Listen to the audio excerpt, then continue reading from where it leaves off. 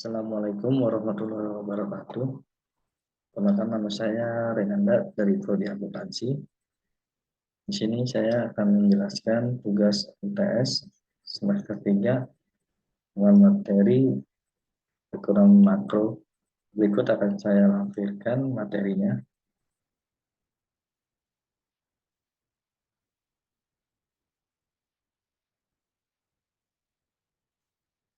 Dengan dosen pengampu Bapak Sumardi, SE, MM. Di sini ada beberapa soal yang akan saya jawab. Yang pertama, ini soalnya pelaku ekonomi dalam suatu perekonomian yang akan menggerakkan roda ekonomi. Suatu negara terdiri dari perusahaan, rumah tangga, dan pemerintah. Ketiganya akan saling ketergantungan dan membutuhkan. Jadi di sini saya disuruh buatlah diagram aliran melingkar atau circular flow diagram dari ketiga pelaku ekonomi tersebut. Dan nanti kita jelaskan peran masing-masing. Yang kedua ini jelaskan pengertian disposable income atau YD dan rumusnya fungsi YD. Ketiga, bagaimana bentuk fungsi dari konsumsi setelah dikurangi pajak. Dan untuk keempat, keseimbangan pendapatan nasional tiga sektor apabila pendapatan sama dengan pengeluaran, bagaimana fungsi keseimbangannya. Dan nanti kita jelaskan. Dan yang kelima, jelaskan maksud sifat hubungan di antara MPC dan MPC ditambah MPS sama dengan 1 dan APC ditambah APS sama dengan 1. Dan yang keenam, bagaimana perekonomian suatu negara jika PDB lebih besar daripada PNB. Ketujuh, ada salah satu manfaat penghitungan pendapatan nasional adalah untuk mengetahui struktur perekonomian negara. Bagaimana cara mengetahui struktur perekonomian negara. Dan yang kedelapan, ini dalam perekonomian fungsi tabungan adalah S sama dengan min 200 ditambah 0,2 Y. Pendapatan nasionalnya pada keseimbangan adalah 2000. Nah, nanti ini kita hitunglah beberapa investasi dalam ekonomi itu. 9, dalam perekonomian dua sektor fungsi konsumsi adalah C sama dengan 10 ditambah 0,8 Y. Berikut kita akan jawab pertanyaan yang pertama. Ini ya, untuk perekonomian tiga sektor atau perekonomian tertutup. Jadi di sini ada rumah tangga, pemerintah, dan perusahaan. Untuk rumah tangga ini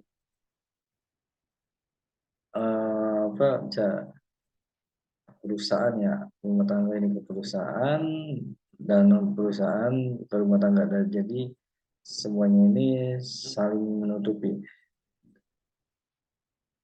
Dan dari rumah tangga ke pemerintah ini kan bayar pajak.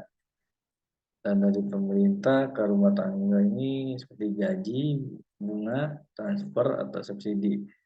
Dari perusahaan ke pemerintah membayar pajak, dan dari pemerintah perusahaan pembelian barang dan jasa. Perbedaan perekonomian dua sektor dan tiga sektor adalah adanya sektor ketiga yaitu pemerintah.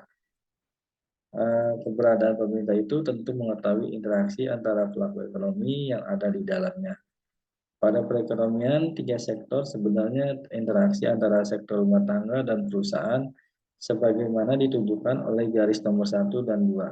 Tidak jauh berbeda dengan pembahasan interaksi pelaku ekonomi dua sektor. Rumah tangga tetap menjadi konsumen bagi perusahaan, sehingga rumah tangga membeli barang dan jasa dari perusahaan. Hal ini menyebabkan aliran pendapatan dari sektor rumah tangga ke sektor perusahaan. Yang pertama ini posisi perusahaan. Keberadaan peran pemerintah dalam perekonomian tiga sektor menjadi interaksi antara pelaku ekonomi menjadi lebih banyak.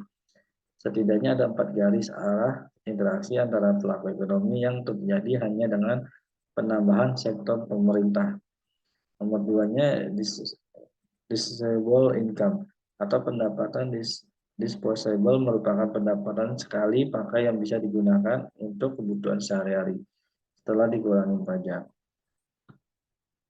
YD sama dengan Y dikurang T.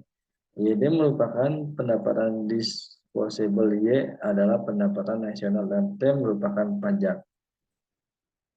Nomor 3, fungsi konsumsi setelah pajak. Substitusikan T sama dengan 600 ke fungsi konsumsi. Dan ini rumusnya. C, T sama dengan 200 ditambah 0,7 YD, atau CT sama dengan 200 ditambah 0,75 buka kurung Y dikurang T tutup kurung. Dan CT sama dengan 200 ditambah 0,75 Y sama dikurang 600 Y. Jadi CT-nya ini sama dengan 200 ditambah 0,75 Y dikurang 450. CT sama dengan min 250 ditambah 0,75 Y. Jadi ini untuk nomor 4 jawabannya. Komponen penting dalam ekonomi 3 sektor terdiri dari rumah tangga. Rumah tangga merupakan suatu kesatuan yang terdiri dari suami istri, anak atau anggota keluarga lainnya yang merupakan anggota dalam sebuah masyarakat, di mana di dalamnya terdapat potensi alam, sumber modal, sumber produksi, faktor produksi, serta sumber penghasilan. Sektor rumah tangga merupakan pelaku ekonomi yang paling bawah sebab mereka adalah pengguna utama dari barang dan jasa yang diperdagangkan di pasaran. Untuk mendapatkan menggunakan barang atau jasa tersebut, tentu saja rumah tangga harus mendapatkan penghasilan yang bisa diperoleh dari berbagai kegiatan. Salah satunya adalah melalui usaha. Yang kedua, perusahaan. Perusahaan adalah sebuah organisasi yang menjalankan sebuah jenis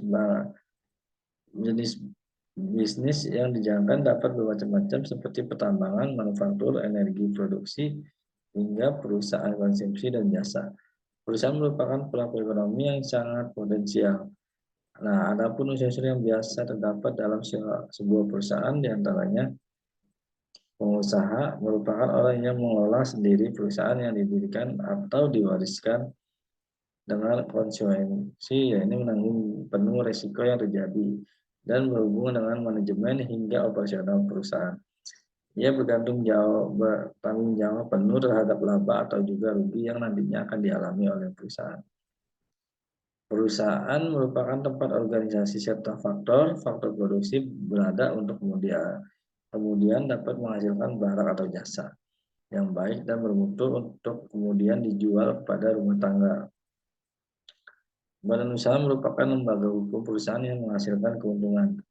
Ketiga, pemerintah. Pemerintah merupakan bagian penting dalam perekonomian 3 sektor, sebab pemerintah berperan sebagai penyeimbang antara pihak rumah tangga dan perusahaan. Pemerintah merumuskan kebijakan-kebijakan yang menguntungkan baik bagi sektor rumah tangga dan perusahaan. Fungsi utama pemerintah adalah mengendalikan agar perekonomian tetap stabil dan seimbang, sehingga tujuan ekonomi akan tercapai. Dalam upaya menyimbangi antara sektor rumah tangga dan perusahaan, pemerintah BUMN yang perannya adalah sebagai produsen baik bagi sektor rumah tangga dan perusahaan seperti pertanian, PLN, serta produk lainnya yang merupakan produk konsumsi bagi perusahaan dan rumah tangga. Maka untuk menyeimbangkan ekonomi 3 sektor harus memenuhi syarat sebagai berikut. Y sama dengan AE atau Y sama dengan C ditambah I ditambah G. Y penawaran agregat, AE pengeluaran agregat, C konsumsi rumah tangga, I investasi, G pengeluaran pemerintah untuk membeli barang dan jasa. Jika C dikurangi dari setiap ruas, maka dalam perekonomian 3 sektor adalah I dan G yang merupakan bagian dari suntikan dalam suatu aliran pendapatan. Sedangkan untuk S dan T merupakan kebocoran, sehingga dibutuhkan untuk mencapai keseimbangan dan berlaku keadaan. I tambah C tambah S ditambah T. Contohnya jika diketahui C sama dengan 60 ditambah 0,75 Y dan S sama dengan 0,25Y dikurang 100. Jadi I sama dengan 120, G sama dengan 60, maka kesimbangannya adalah, ingat persamaan C di atas untuk pajak tetap. Dan jawabnya Y sama dengan C ditambah I ditambah G. Y sama dengan 60 ditambah 0,75, Y ditambah 120 ditambah 60. Jadi Y sama dengan 0,75Y ditambah 240. Y sama dengan 0,75Y sama dengan 240, berarti 0,25Y sama dengan 240, dan Y sama dengan 960 ditambah G sama dengan S ditambah T. 120 ditambah 60 sama dengan 0,25Y dikurang 100 ditambah 40. Jadi 180 sama dengan 0,25Y sama dengan 60. Nah, Y-nya ini jadi 960. Nah, untuk jawaban nomor 5. Mengapa jumlah MPC dan MPC sama dengan 1? Pada teori konsumsi terdapat istilah MPC dan MPS.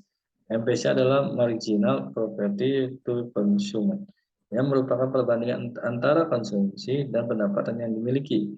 Setiap orang akan memerlukan konsumsi walau ia tidak mempunyai pendapatan. MPS adalah marginal property to saving, yaitu perbandingan tabungan dengan pendapatan yang dimiliki atau jumlah tabungan.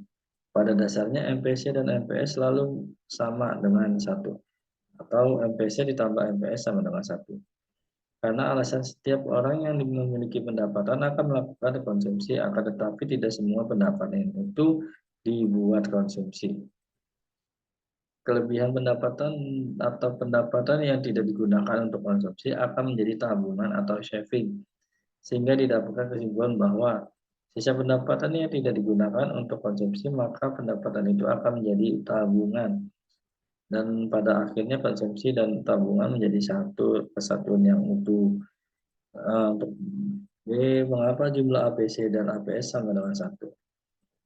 Pengertian APC. APC atau Average Propensity to Consume dalam pemahaman sederhana adalah kecenderungan mengkonsumsi rata-rata, di mana perbandingan antara tingkat konsumsi atau C dengan tingkat pendapatan disposable serta konsumsi itu dilakukan, atau YD. Konsumsi adalah suatu yang mutlak dan sistem perekonomian. Tanpa memiliki pendapatan pun, fungsi sejatinya selalu ada dipenuhi dengan hutang. Apalagi jika memiliki pendapatan. Jika ada kelebihan akan menjadi tabungan atau saving yang dijelaskan di bagian bawah. Sebagai penggambaran, APC ini adalah karena fungsi konsumsi, di mana fungsi konsumsi merupakan suatu fungsi yang menggambarkan hubungan antara tingkat konsumsi rumah tangga dengan pendapatan nasional pada sistem perekonomian. Persamaannya ini jadi keterangan C sama dengan tingkat konsumsi, A sama dengan konsumsi rumah tangga secara nasional pada saat pendapatan nasional. B kecondongan konsumsi marginal, dan Y tingkatnya pendapatan nasional.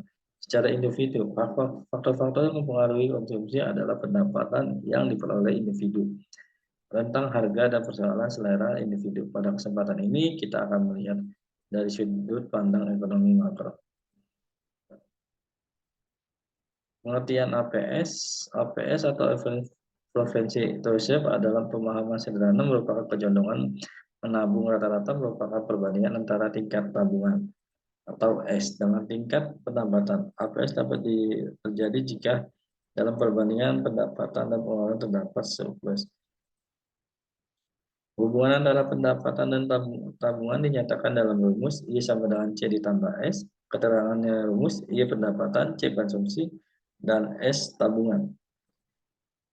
Sebagai penjelasan tambahan, fungsi tabungan ini merupakan suatu fungsi yang menggambarkan hubungan antara tingkat saving atau tabungan rumah tangga dengan pendapatan nasional dalam perekonomian. Fungsi tabungan bagaimana dalam persamaan berikut. Jadi S sama dengan min A ditambah buka kurung 1 dikurang B tutup kurung jadi Y. Keterangannya besar tabung S sama dengan besar tabungan atau shape A sama dengan konsumsi yang harus dipenuhi pada saat pendapatan 0. Dan 1 kurang B sama dengan marginal percentage atau share. Dia pendapatan nasional. Itu dia jawaban untuk nomor 5. Untuk nomor 6, jawabannya perekonomian suatu negara jika PDB lebih besar daripada PNB. Jika perekonomian suatu negara menggambarkan nilai PDB lebih besar dari PNB, maka tingkat produksi barang dan jasa yang mampu dihasilkan oleh WNA di negara M lebih tinggi dibandingkan negara produksi warga negara M. Yang berada di luar negara M, salah satu penyebabnya yaitu tingkat PMA atau penanaman modal asing atau investasi asing yang tinggi pada negara M. Dan nomor 7 adalah salah satu manfaat penghitungan pendapatan nasional adalah membantu menghitung jumlah pendapatan suatu negara sesuai dengan namanya. Penghitungan pendapatan nasional memiliki manfaat utama yang sangat penting, yaitu menghitung seberapa besar pendapatan nasional yang diperoleh dalam satu periode tertentu. Satu periode yang dihitung biasanya adalah dalam jangka waktu tahun kegiatan ekonomi sebuah negara berlangsung. Dan yang B, salah satu manfaat penghitungan bagaimana caranya mengatur struktur perekonomian negara berdasarkan sektor-sektor perekonomian yang berkontribusi terhadap pendapatan nasional adalah dengan penghitungan pendapatan nasional akan diketahui struktur perekonomian suatu negara. Hal ini dapat dilihat dari beberapa kontribusi dari sektor-sektor perekonomian terdapat pendapatan nasional. Jika sektor agresi yang lebih dominan dalam pendapatan nasional, maka struktur ekonomi negara tersebut agresi. Namun, jika pendapatan nasional dominan berasal dari sektor industri, maka sektor ekonomi negara tersebut adalah industri. Dan untuk nomor 8, ini jawabannya dalam rumus Y sama dengan C ditambah S, Y sama dengan C ditambah I, dan S sama dengan I. Satu ya. Y pendapatan, C sama dengan konsumsi, S tabungan, dan I investasi. Jadi soalnya ini S sama dengan min 200 ditambah 0,2 Y. Berapa I jika Y sama dengan 2000? Ingat S sama dengan I. S per I sama dengan min 200 ditambah 0,2 atau 2000. Jadi S sama dengan min 2 min 200 ditambah 400. Jadi sama dengan, jadi investasi dalam ekonomi tersebut adalah 200. Ini berikut yang saya jelaskan tentang ekonomi makro. Bila ada salah dalam tulisan atau jawaban, mohon maaf sebelumnya. Wassalamualaikum warahmatullahi wabarakatuh.